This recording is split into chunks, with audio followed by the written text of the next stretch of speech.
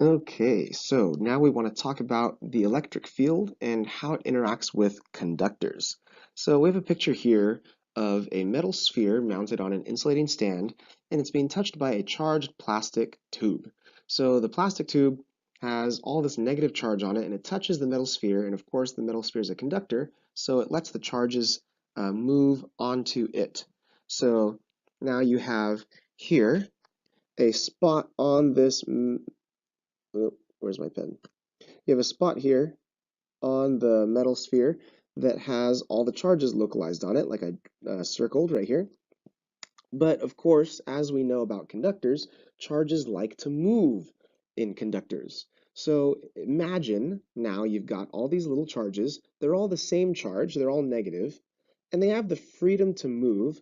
And like charges that are the same, push away from each other. So you have all these charges that want to push away from each other, and they have the freedom to do so because they have the freedom to move anywhere they like within the conductor. So what are they going to do? They're all going to dash apart to all different spots as far as they can to get away from each other until they all arrange themselves nicely and evenly around the outside edge of the conductor, as you can see on the right. So the charge will very, very quickly distribute itself across the surface of the sphere. So again, down here on the bottom left, you have sphere A and you have sphere B. And so very quickly, if you have charges that are located in isolated places like this, then the blink of an eye, very, very, very quickly, all those charges are going to zip around and find a place that's as far away from everybody else as it possibly can be. So all the free electrons in the conductors will distribute themselves in this way in conductors. Now the reason why is really fascinating. I love this statement here. It's the static electric field inside a conductor is always zero. If it were not zero, then the charges would be moving. Now, that's not to say that you can't ever have an electric field inside a conductor. It's just that whenever you do, the charges are moving. But right now we're talking about electrostatics, which is when charges have finally settled into equilibrium. So if you're in a static equilibrium type of situation, you never, ever, ever, ever, ever, ever have an electric field inside your conductor. Now, later on, when we talk about current and we talk about electric potential, which is where you get voltage in batteries, that's a different story. But in electrostatics, which is what we have right now, the electric field inside the conductor is zero. And that's because if it were not zero, if there were a field, then the charges would move. And that's because the electric force is equal to the charge times the electric field. So if you have a field, then you have a force. And if you have a force, then you have an acceleration. So if you're accelerating, then you're moving. So because we don't have an electric field, we don't have a force. Because we don't have a force, we don't have an acceleration. Makes sense, right? So this is super, super cool because basically what happens is the charges will immediately move themselves as far as they can, and they always want to move to a lower energy state, which means they're going to move themselves to a place where the electric field is weaker. It's kind of like rolling a ball downhill. The ball wants to go to a place where it has less gravitational energy, right? It's going to try to turn its energy into kinetic energy. It's kind of the same with these charges. The charges are sitting up on a hill, and they have this really strong electric force that's trying to pull them into a different spot, kind of like gravity is trying to pull a ball down the hill. So it's going to roll, and it's going to, so imagine the ball rolling down a hill until it lands at the bottom of the hill or into like a trough or a valley, right? You have a hill. Where's my pen? You have a hill, and the ball rolls down the hill until it hits kind of like a pocket where it'll kind of settle down at the bottom of the hill. Well, these charges do the same thing. They settle until all their forces are balanced out. Well, it's the same here. When the electric force is balanced out, there's no electric field anymore. Otherwise, they'd be moving.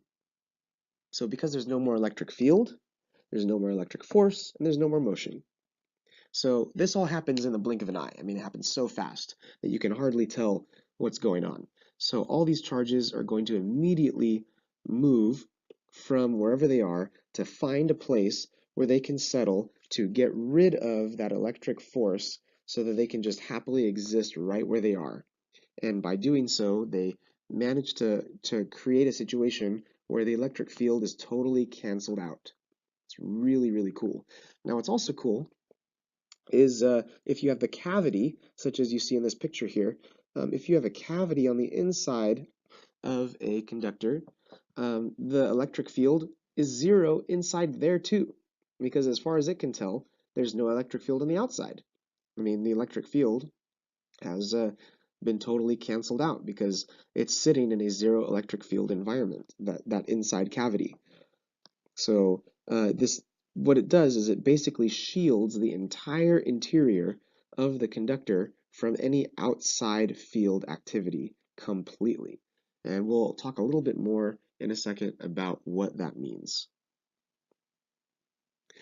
Oh, now this is a slightly different situation where now if you have a cavity and you place a charge on the inside of that cavity, now you do have an electric field. But that's because you've given a source of an electric field to the inside of the cavity. But what's really cool is if you notice, if you follow the red electric field lines, they leave from the proton and they move outwards. But if you'll notice, the actual inside of the conductor, which I will draw in purple here, if I can get my pen working. Oh, blue, not purple, that's okay. If I show you the inside of the conductor right here, you'll notice the red lines disappear. And that's because the electric field, remember, as we talked about inside a conductor, is zero. But look what happened. I'm going to circle the little negative charges. Uh, the proton in the center, or the positive charge in the center, has attracted all the negative charge that's actually inside the conductor to be attracted towards the inside surface. It's separated the charge so that all the negative is drawn to the middle and all the positive is left on the outside. Now what this does is it creates an electric field inside the conductor that counteracts the electric field from the proton, or the positive charge. So if you can imagine, let me erase all this so I can show you what that looks like. What does the electric field look like leaving a positive charge? It points away from the positive charge, right? So if I were to draw the proton's electric field, this is what the electric field should look like from that proton if it were uninterrupted. That was really bad. Let me redo that one. If it were uninterrupted.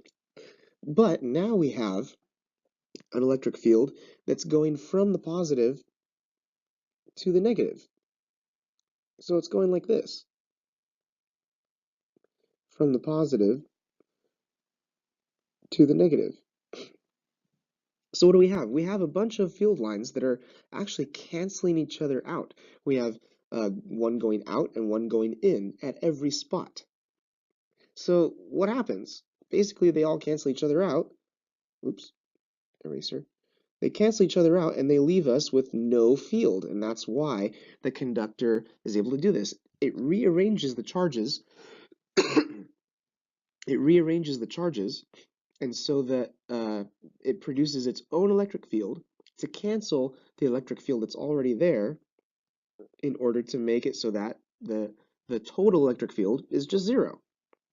So we end up with this really cool kind of situation where the field exists inside the cavity where the source of the charge is, but outside the cavity, the electric field outside of the entire conductor, the electric field is there as if it's just charged.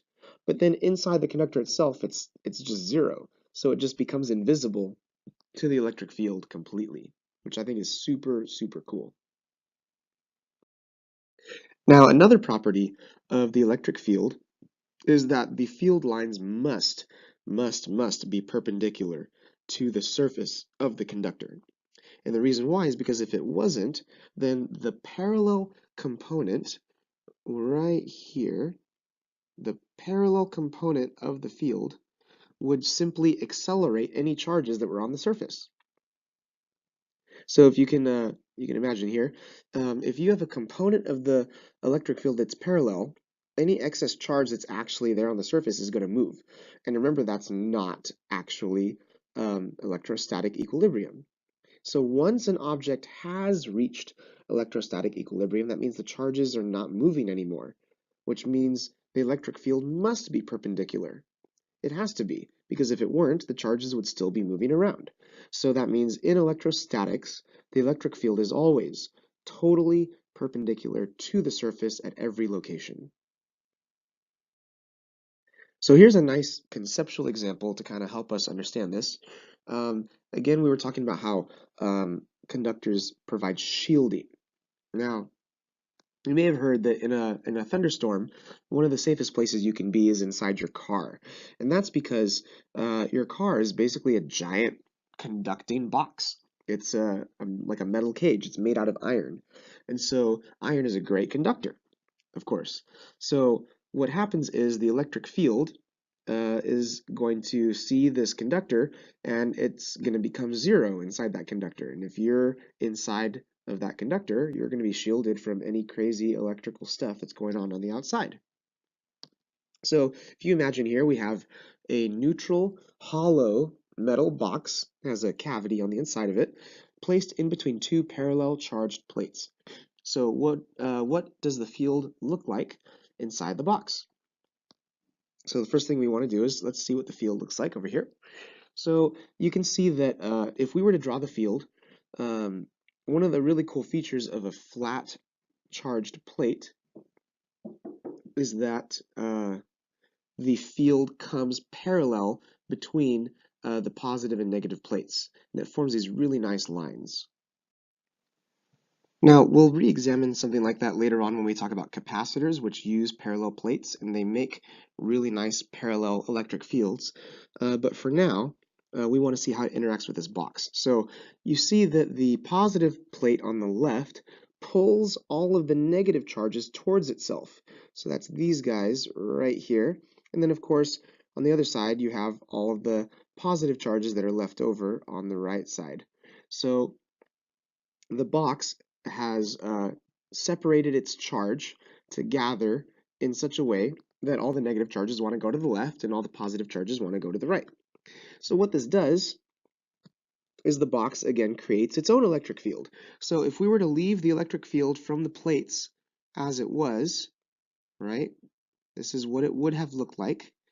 You have those little arrows in the middle.